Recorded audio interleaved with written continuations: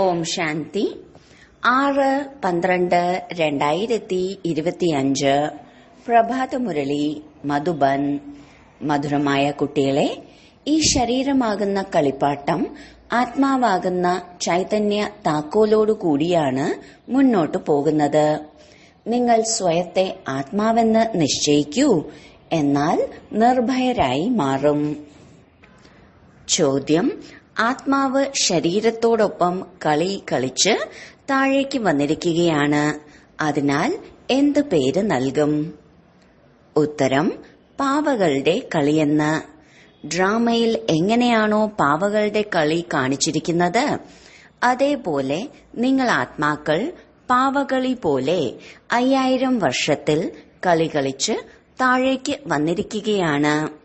ബാബ വന്നിരിക്കുകയാണ് നിങ്ങൾ പാവകൾക്ക് മുകളിലേക്ക് കയറാനുള്ള വഴി പറഞ്ഞു തരാൻ. ഇപ്പോൾ നിങ്ങൾ ശ്രീമതത്തിന്റെ താക്കോൽ ഉപയോഗിക്കൂ, എന്നാൽ മുകളിലേക്ക് പോകും. ഗീതം: സഭയിൽ കത്തിയെരിഞ്ഞ പ്രകാശം. ഓം ശാന്തി. ആത്മീയ അച്ഛൻ ആത്മീയ കുട്ടികൾക്ക് ശ്രീമതം നൽകുകയാണ്. ആരുടെയെങ്കിലും പെരുമാറ്റം മോശമാണെങ്കിൽ അച്ഛനും അമ്മയും പറയാറുണ്ട്, നിനക്ക് ബ്രഹ്മാവാകുന്ന ഈശ്വരൻ തന്നെ മതം നൽകട്ടെ. ഈശ്വരൻ ശരിക്കും മതം നൽകുന്നുണ്ടെന്ന് പാവങ്ങൾ അറിയുന്നതേയില്ല. ഇപ്പോൾ നിങ്ങൾ കുട്ടികൾക്ക് ഈശ്വരീയ മതം ലഭിക്കുകയാണ്. അർത്ഥം, ആത്മീയ അച്ഛൻ കുട്ടികളെ ശ്രേഷ്ഠമാക്കി മാറ്റുന്നതിനു വേണ്ടി ശ്രേഷ്ഠ മതം നൽകുകയാണ്. ഇപ്പോൾ നിങ്ങൾ മനസ്സിലാക്കുകയാണ്, നമ്മൾ ശ്രേഷ്ഠത്തിലും ശ്രേഷ്ഠമായി മാറുകയാണ്. ബാബ നമുക്ക് എത്ര ഉയർന്ന മതം നൽകുകയാണ്. നമ്മൾ ബാബയുടെ മതത്തിലൂടെ നടന്ന് മനുഷ്യനിൽ നിന്നും ദേവതയായി മാറുകയാണ്. അതിനാൽ മനുഷ്യനിൽ നിന്ന് ദേവതയാക്കി മാറ്റുന്നത് ബാബ തന്നെയാണെന്ന് തെളിയിക്കപ്പെട്ടു കഴിഞ്ഞു. സിഖുകാരും പാടാറുണ്ട്, മനുഷ്യനിൽ നിന്ന് ദേവതയാക്കി മാറ്റാൻ ഈശ്വരന് ഒട്ടും സമയം വേണ്ടി വന്നില്ല. അതിനാൽ തീർച്ചയായും മനുഷ്യനിൽ നിന്ന് ദേവതയായി മാറാനുള്ള മതം നൽകുന്നുണ്ട്. ബാബയുടെ മഹിമയുമുണ്ട്. ഒരേ ഒരു ഓംകാരം നിർഭയൻ എന്ന്. നിങ്ങളെല്ലാവരും നിർഭയരായി മാറുന്നു. സ്വയത്തെ ആത്മാവെന്ന് മനസ്സിലാക്കാറില്ലേ? ആത്മാവിന് ഒരു ഭയവുമില്ല. ബാബ പറയുന്നു, നിർഭയരായി മാറൂ. എന്തിനാണ് ഭയം? നിങ്ങൾക്ക് ഒരു ഭയവുമില്ല. നിങ്ങൾ നിങ്ങളുടെ വീട്ടിലിരുന്നിട്ടും ബാബയുടെ ശ്രീമതം എടുത്തുകൊണ്ടിരിക്കുന്നുണ്ട്. ശ്രീമതം ആരുടെയാണ്? ആരാണ് നൽകുന്നത്? ഈ കാര്യങ്ങൾ ഗീതയിൽ ഇല്ല. ഇപ്പോൾ നിങ്ങൾ കുട്ടികൾ മനസ്സിലാക്കുന്നുണ്ട്. ബാബ പറയുന്നു, നിങ്ങൾ പതിതരായി മാറിയിരിക്കുന്നു. ഇപ്പോൾ പാവനമായി മാറുന്നതിന് വേണ്ടി എന്നെ ഓർമ്മിക്കൂ. ഈ പുരുഷോത്തമരായി മാറാനുള്ള മിലനം സംഗമയുഗത്തിൽ തന്നെയാണ് നടക്കുന്നത്. ഒരുപാട് പേർ വന്ന് ശ്രീമതം എടുക്കുന്നുണ്ട്. ഇതിനെയാണ് പറയുന്നത് ഈശ്വരനോടൊപ്പം കുട്ടികളുടെ മിലനം. ഈശ്വരനും നിരാകാരനാണ്. കുട്ടികളും, അതായത് ആത്മാക്കളും നിരാകാരരാണ്. നമ്മൾ ആത്മാവാണ്. ഇത് ഉറച്ച ശീലമുണ്ടാക്കണം. പാവയിൽ താക്കോലിടുമ്പോൾ നൃത്തം ചവിട്ടാൻ തുടങ്ങും. ആത്മാവും ഈ ശരീരമാകുന്ന കളിപ്പാട്ടത്തിന്റെ താക്കോലാണ്. ആത്മാവ് ഈ ശരീരത്തിലില്ലെങ്കിൽ ഒന്നും ചെയ്യാൻ സാധിക്കില്ല. നിങ്ങളാണ് ചൈതന്യത്തിലുള്ള പാവകൾ. പാവയ്ക്ക് താക്കോൽ കൊടുത്തില്ലെങ്കിൽ ഒരു പ്രയോജനവും ഉണ്ടാകില്ല, നിന്നുപോകും. ആത്മാവും ചൈതന്യത്തിലുള്ള താക്കോലാണ്. ഒപ്പം ഇത് അവിനാശിയും അമരനുമാക്കി മാറ്റുന്ന താക്കോലാണ്. ബാബ മനസ്സിലാക്കുന്നു, ഞാൻ നോക്കുന്നത് തന്നെ ആത്മാവിനെയാണ്. ആത്മാവാണ് കേൾക്കുന്നത്. ഈ ഉറച്ച ശീലം ഉണ്ടാകണം. ആ താക്കോലില്ലാതെ ശരീരത്തിന് മുന്നോട്ടു പോകാൻ സാധിക്കില്ല. ഈ ബ്രഹ്മാവിനും അവിനാശിയായ താക്കോലാണ് ലഭിച്ചിരിക്കുന്നത്. 5000 വർഷത്തോളം ഈ ബ്രഹ്മാവിന്റെ താക്കോൽ ഉപയോഗിക്കുന്നു. ചൈതന്യത്തിലുള്ള താക്കോലായത് കാരണം ചക്രം കറങ്ങിക്കൊണ്ടേയിരിക്കുന്നു. ഇതാണ് ചൈതന്യത്തിലുള്ള പാവകൾ. ബാബയും ചൈതന്യത്തിലുള്ള ആത്മാവാണ്. താക്കോൽ ഉപയോഗിക്കാൻ കഴിയാതെ വന്നാൽ പിന്നീട് ബാബ ആദ്യം മുതലേ യുക്തി പറഞ്ഞു തരുന്നു, എന്നെ ഓർമ്മിക്കൂ. അപ്പോൾ വീണ്ടും താക്കോൽ ഉപയോഗത്തിൽ വരും. അർത്ഥം, ആത്മാവ് തമോ പ്രധാനത്തിൽ നിന്നും സതോ പ്രധാനമായി മാറും. മോട്ടറിൽ പെട്രോൾ കഴിയുമ്പോൾ വീണ്ടും നിറയ്ക്കാറുണ്ടല്ലോ. ഇപ്പോൾ നിങ്ങളുടെ ആത്മാവ് മനസ്സിലാക്കുന്നുണ്ട്, നമ്മളിൽ പെട്രോൾ എങ്ങനെ നിറയ്ക്കും. ബാറ്ററി ഇല്ലാതാകുമ്പോൾ പിന്നീട് അതിൽ ശക്തി നിറയ്ക്കാറില്ലേ? ബാറ്ററി ഇല്ലാതാകുമ്പോൾ പ്രകാശം കുറയുന്നു. ഇപ്പോൾ നിങ്ങളുടെ ആത്മാവാകുന്ന ബാറ്ററി നിറയുകയാണ്. എത്രത്തോളം ഓർമ്മിക്കുന്നുവോ അത്രത്തോളം ശക്തി നിറഞ്ഞുകൊണ്ടേയിരിക്കും. 84 ജന്മങ്ങളുടെ ചക്രം കറങ്ങി ബാറ്ററി ഇല്ലാതാകുന്നു. സതോ രജോ തമോയിലേക്ക് വന്നിരിക്കുകയാണ്. ഇപ്പോൾ ബാബ വീണ്ടും വന്നിരിക്കുകയാണ് താക്കോൽ നൽകാൻ, അല്ലെങ്കിൽ ബാറ്ററി നിറയ്ക്കാൻ. ശക്തിയില്ല എങ്കിൽ മനുഷ്യൻ എങ്ങനെയായി മാറുന്നു? അതിനാൽ ഇപ്പോൾ ഓർമ്മയിലൂടെ തന്റെ ബാറ്ററി നിറയ്ക്കണം. ഇതിനെയാണ് മനുഷ്യന്റെ ബാറ്ററി എന്ന് പറയുന്നത്. ബാബ പറയുന്നു, എന്നോടൊപ്പം യോഗം വയ്ക്കൂ. ഈ ജ്ഞാനം ഒരു തവണ മാത്രമാണ് ബാബ നൽകുന്നത്. സദ്ഗതി ദാതാവ് ഒരേ ഒരു ബാബയാണ്. ഇപ്പോൾ നിങ്ങളുടെ മുഴുവൻ ബാറ്ററിയും നിറയുകയാണ്. പിന്നീട് 84 ജന്മം പൂർണമായും പാട്ടഭിനയിക്കുന്നു. ഡ്രാമയിൽ പാവകൾ നൃത്തമാടാറുണ്ട്. നിങ്ങൾ ആത്മാക്കളും അങ്ങനെയുള്ള പാവകൾക്ക് സമാനമല്ലേ? മുകളിൽ നിന്ന് താഴേക്കിറങ്ങി 5000 വർഷത്തിൽ തീർത്തും താഴേക്ക് വരുന്നു. പിന്നീട് ബാബ വന്ന് മുകളിലേക്ക് കയറ്റുന്നു. ആത്മാവ് ഒരു പാവയാണ്. ബാബ കയറുന്ന കലയുടെയും ഇറങ്ങുന്ന കലയുടെയും അർത്ഥം മനസ്സിലാക്കി തരുന്നു. 5000 വർഷത്തിന്റെ കാര്യമാണ്. നിങ്ങൾ മനസ്സിലാക്കുന്നു, ശ്രീമതത്തിലൂടെ നമുക്ക് താക്കോൽ ലഭിക്കുകയാണ്. നമ്മൾ പൂർണമായി സതോ പ്രധാനമായി മാറും. പിന്നീട് മുഴുവൻ പാർട്ടും ആവർത്തിക്കപ്പെടും. എത്ര സഹജമായ കാര്യമാണ്, മനസ്സിലാക്കുന്നതിന്റെയും മനസ്സിലാക്കി കൊടുക്കുന്നതിന്റെയും. എന്നാലും ബാബ പറയുന്നു, ആരാണോ കൽപ്പം മുൻപ് മനസ്സിലാക്കിയത് അവർ മാത്രമേ മനസ്സിലാക്കുകയുള്ളൂ. നിങ്ങൾ എത്ര തന്നെ തലയിട്ടുടച്ചാലും കൂടുതലൊന്നും മനസ്സിലാക്കുകയില്ല. എല്ലാവർക്കും ഒരുപോലെയാണ് ബാബ മനസ്സിലാക്കി തരുന്നത്. എവിടെ ഇരുന്നു കൊണ്ടും ബാബയെ ഓർമ്മിക്കണം. ഒരുപക്ഷെ മുന്നിൽ ബ്രാഹ്മണരില്ല എന്നുണ്ടെങ്കിലും നിങ്ങൾക്ക് ഓർമ്മയിലിരിക്കാൻ സാധിക്കും. ബാബയുടെ ഓർമ്മയിൽ മാത്രമേ നമ്മളുടെ വികർമ്മങ്ങൾ വിനാശമാകുകയുള്ളൂ. അതിനാൽ ആ ബാബയുടെ ഓർമ്മയിൽ ഇരിക്കണം. ആരെയും ഇരുത്തേണ്ട ആവശ്യമില്ല. കഴിക്കുമ്പോഴും കുടിക്കുമ്പോഴും സ്നാനം മുതലായവ ചെയ്തുകൊണ്ടും ബാബയെ ഓർമ്മിക്കൂ. അല്പസമയത്തേക്ക് വേണ്ടി മറ്റാരെങ്കിലും നിങ്ങളുടെ മുന്നിൽ ഇരിക്കുന്നു. എന്നാൽ അവർ നിങ്ങളെ സഹായിക്കുന്നുണ്ടെന്നല്ല. ഇല്ല, ഓരോരുത്തർക്കും അവനവനെ തന്നെ സഹായിക്കണം. ഈശ്വരൻ പറഞ്ഞു, നിങ്ങൾ ഇങ്ങനെയെല്ലാം ചെയ്തു. എന്നാൽ നിങ്ങളുടേത് ദൈവികമായ ബുദ്ധിയായിരിക്കണം. ഈ താല്പര്യം ഉണ്ടാക്കി കൊടുക്കാറുണ്ട്. ശ്രീമതം എല്ലാവർക്കും നൽകിക്കൊണ്ടേയിരിക്കുന്നു. ചിലരുടെ ബുദ്ധി തണുത്ത മട്ടാണ്, ചിലരുടേത് ശക്തിശാലിയാണ്. ഇത് തീർച്ചയാണ്.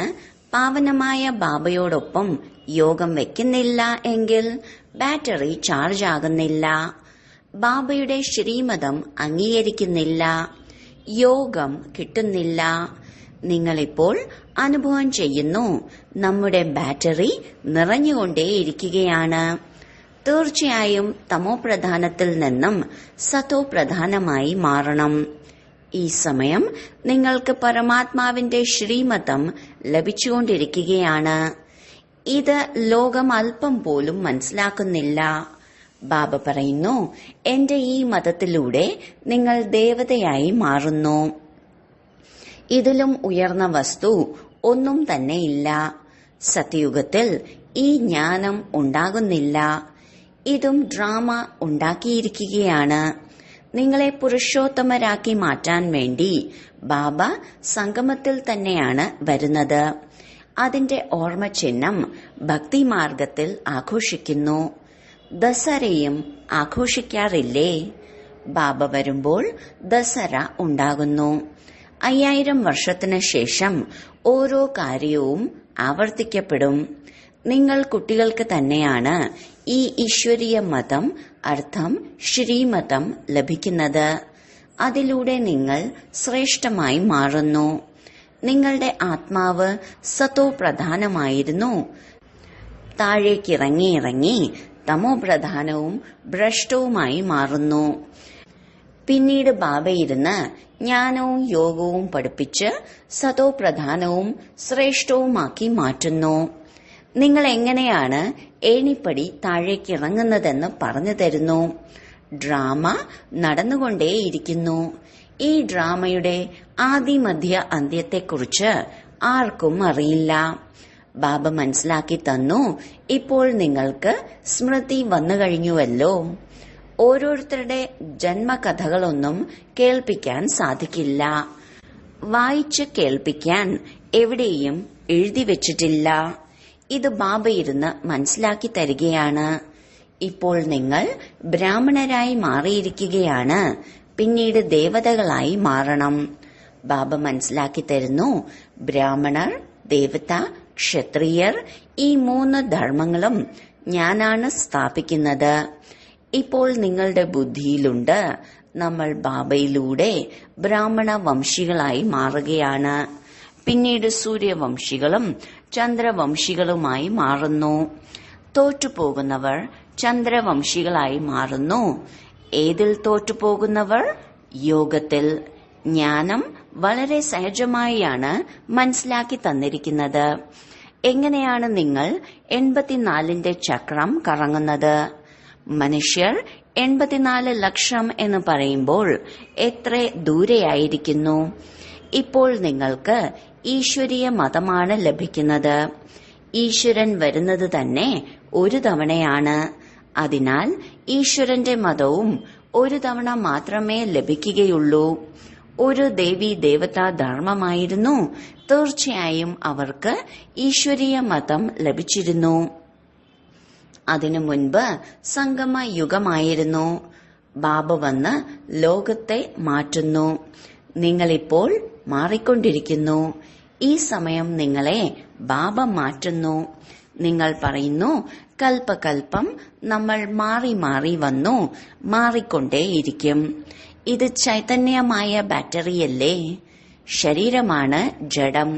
കുട്ടികൾ മനസ്സിലാക്കിയിരിക്കുകയാണ്. 5000 വർഷത്തിന് ശേഷം ബാബ വന്നിരിക്കുകയാണ്. ശ്രേഷ്ഠത്തിലും ശ്രേഷ്ഠമായ മതവും നൽകുന്നു. ഉയർന്നതിലും ഉയർന്ന ഭഗവാന്റെ ഉയർന്ന മതം ലഭിക്കുന്നു. അതിലൂടെ നിങ്ങൾ ഉയർന്ന പദവി പ്രാപ്തമാക്കുന്നു. നിങ്ങളുടെ അടുത്ത് ആരെങ്കിലും വരികയാണെങ്കിൽ പറയൂ, നിങ്ങൾ ഈശ്വരന്റെ സന്താനങ്ങളാണല്ലോ. ശിവബാബയാണ് ഈശ്വരൻ. ശിവജയന്തിയും ആഘോഷിക്കാറുണ്ട്.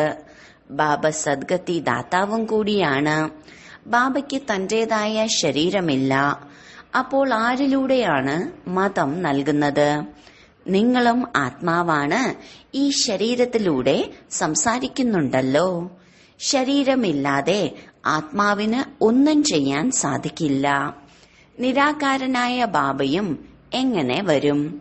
രഥത്തിലേക്കാണ് വരുന്നത് എന്ന് മഹിമയുമുണ്ട്. പിന്നീട് ചിലർ എന്തെല്ലാം ഉണ്ടാക്കി വെച്ചു. ത്രിമൂർത്തികളും സൂക്ഷ്മവതനത്തിൽ ഇരിക്കുന്നതായിട്ടാണ് കാണിച്ചിരിക്കുന്നത്. ബാബ മനസ്സിലാക്കി തരുന്നു, ഇതെല്ലാം സാക്ഷാത്കാരത്തിന്റെ കാര്യങ്ങളാണ്.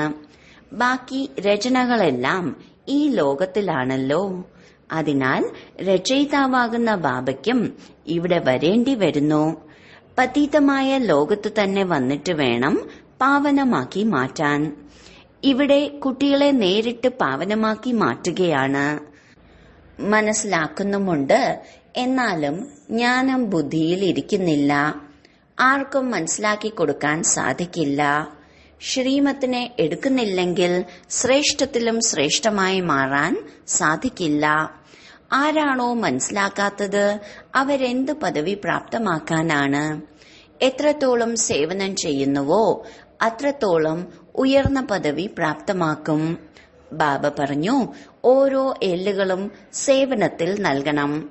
മുഴുവൻ വിശ്വത്തിലും സേവനം ചെയ്യണം. ബാബയുടെ സേവനത്തിൽ നമ്മൾ എല്ലുകൾ നൽകാനും തയ്യാറാണ്.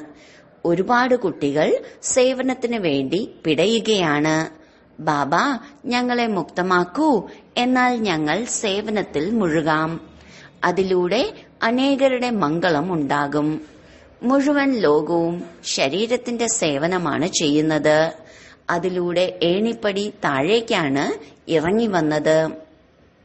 ഇപ്പോൾ ഈ ആത്മീയ സേവനത്തിലൂടെ കയറുന്ന കലയാണ് ഉണ്ടാകുന്നത്. ഓരോരുത്തർക്കും മനസ്സിലാക്കാൻ സാധിക്കും, ഇവർ നമ്മളെക്കാളും കൂടുതൽ സേവനം ചെയ്യുന്നു. സേവാധാരികളായവർ നല്ല കുട്ടികളാണെങ്കിൽ സെന്ററും നോക്കാൻ സാധിക്കും. ക്ലാസ്സിൽ നമ്പർ വൈസായി ആണ് ഇരിക്കുന്നത്. ഇവിടെ നമ്പർ വൈസായി അല്ല ഇരുത്തുന്നത്. താഴെ വീണു പോകുന്നു. മനസ്സിലാക്കാൻ സാധിക്കുമല്ലോ. സേവനം ചെയ്യുന്നില്ലെങ്കിൽ തീർച്ചയായും പദവിയും കുറഞ്ഞു പോകും. നമ്പർ വയസ്സായ പദവികൾ ഒരുപാടുണ്ടല്ലോ. എന്നാൽ സത്യയുഗമാണ് സുഖധാമം. ഇതാണ് ദുഃഖധാമം. അവിടെ രോഗങ്ങൾ മുതലായവയൊന്നും ഉണ്ടാകുന്നില്ല.